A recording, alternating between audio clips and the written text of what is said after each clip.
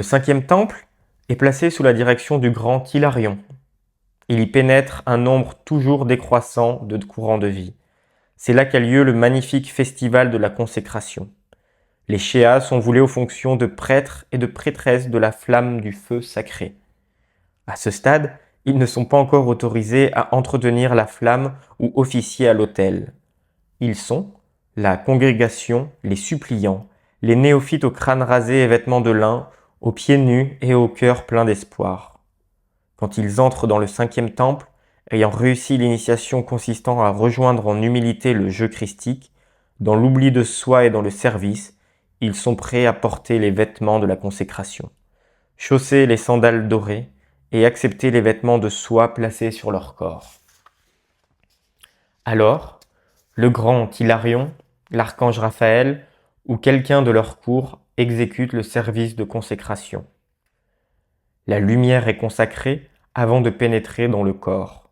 Le corps émotionnel est consacré, rendu visible à toute l'assemblée. Puis, le corps éthérique et le corps mental sont consacrés, et après cette bénédiction des corps intérieurs, chaque sens est consacré par le prêtre président et Sérapis B. C'est une cérémonie magnifique, et elle sera tissée un jour dans les cérémonies du futur. Ensuite, se réalise la consécration des mains que traverse la flamme de la guérison, puis celle des pieds qui deviennent l'ancrage du feu sacré, ou que le corps se meuve, puis la consécration des lèvres pour prononcer les mots sacrés qui commandent et invoquent la manifestation de précipitation et les pouvoirs de guérison.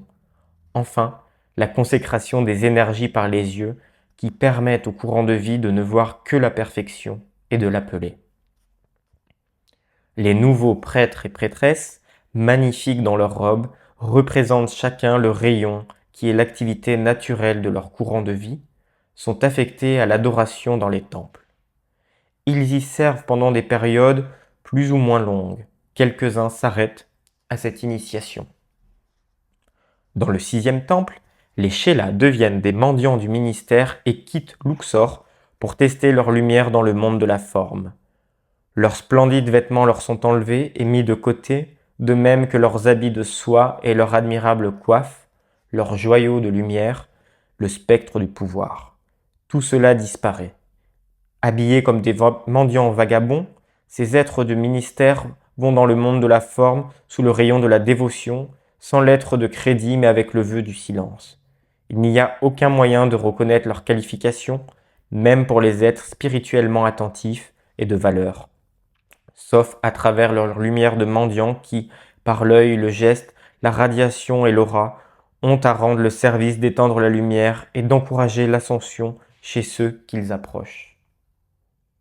Ceux qui en reviennent, et certains l'ont fait à travers les âges, rapportant les gerbes de leur service dans le monde de la forme, ceux-là sont prêts à entrer dans le septième grand temple, et par l'usage du feu violet, chaque atome et cellule de leur être devient une cérémonie extériorisant la volonté de Dieu. Chacun d'entre eux devient comme une fenêtre par laquelle passe la lumière de Dieu, sans qualification impure de quelque nature que ce soit, et dans le seul but d'étendre les limites du royaume. Chacun est une fontaine qui n'a ni forme ni égo. Ils demeurent dans ce cloître jusqu'au terme de leur vie terrestre, leur ascension est assurée.